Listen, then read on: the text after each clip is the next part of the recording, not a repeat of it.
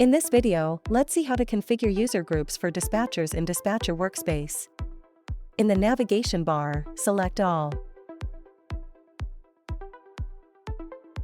In the drop-down menu, select Users, under Users and Groups, and System Security.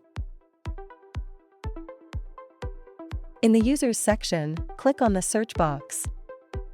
Enter the name of a user who's a dispatcher. Select the user you searched for. Select the Groups tab. In the Groups tab, select Edit.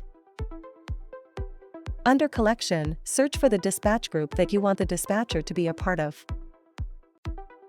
Select the dispatch group and select the Add icon. Select Save to add the dispatcher to the dispatch group. The dispatcher can now see the dispatch group and the dispatch group users in Dispatcher Workspace.